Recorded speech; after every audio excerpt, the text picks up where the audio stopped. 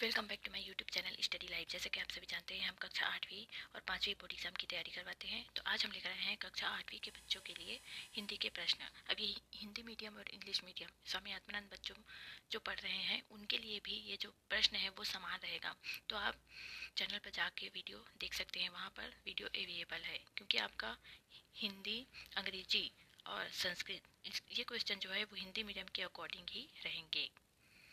तो चलिए शुरू करते हैं। देखते हैं पहला प्रश्न है, महानदी का तट प्रसिद्ध है। महानदी का तट क्यों प्रसिद्ध है? मेला के लिए, बाग बगीचे के लिए, आश्रम के लिए या राजीव लोचन एवं माता सबरी के मंदिर के लिए? तो महानदी का तट प्रसिद्ध है राजीव लोचन एवं माता सबरी के मंदिर के लिए। तुलसीदास जी ने रामचरितमानस की रचना किस भाषा में की है?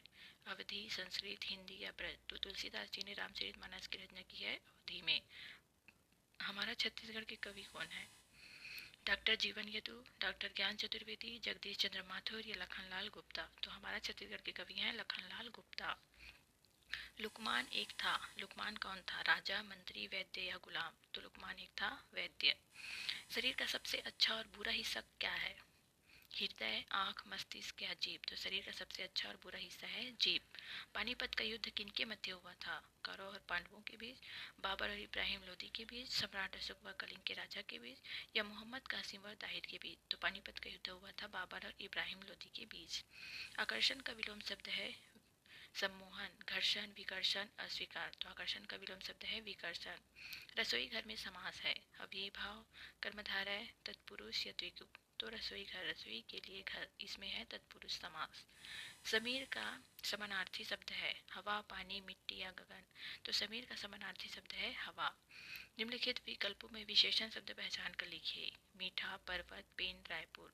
तो इसमें से है मीठा विशेषण, क्योंकि विशेषता बता रहा है कि वो जो खा रहा है फल या मिठाई वो कैसा है, मीठा है। रिक्त स्थानों की पूर्ति करना है। ऑप्शन दिए गए हैं सलीम अली, अचल, महात्मा गांधी, इब्राहिम गांधी, चुपचाप देखना? तो सत्य के प्रयोग पुस्तक के लेखक हैं महात्मा गांधी। पानीपत के युद्ध में मराठों का सेनापति इब्राहिम गांधी था। तिरछी आंखों से घूरना मुहावरे का अर्थ है चुपचाप देखना। और सलीम अली विश्व प्रसिद्ध भारतीय पक्षी वैज्ञानिक थे। अचल असावधानी के चलते रेल दुर्घटना का शिकार हो गया। इस प्रकार से प्रश्न जो है वो इतने ज़्यादा हार्ड नहीं आएंगे, बस आपको प्रश्न जो है वही वही रिपीट हो रहे हैं। आपने देखा होगा कि कई सारे प्रश्न जो है वो बार बार पूछे जा रहे हैं और एग्जाम में यही प्रश्न ही आएगा। तो आप इन्हीं प्रश्नों की तैयारी कीजिए। संजू की पूरे दिन उदासी में बीतने के क्या कारण थे? कुंवर सिंह ने अपनी बाह काटकर गंगा जी में क्यों अर्पित कर दी?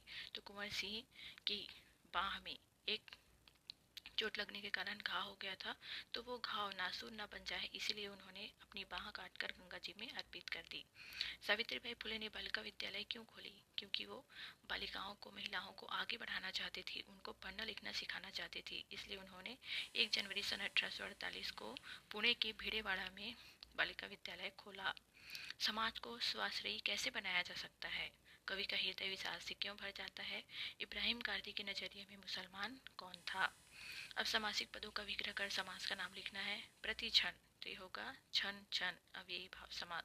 पंचवटी, 5 वट वृक्षों का समूह, यह है द्विगु समास। लाभ हानि, लाभ और हानि, यह है द्वंद्व समास।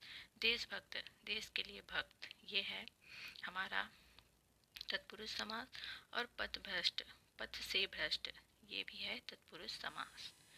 निम्न में से किसी 3 का संधि विच्छेद कीजिए और प्रकार लिखना है। महोत्सव, महाधन उत्सव, यह है दीर्घ स्वर संधि।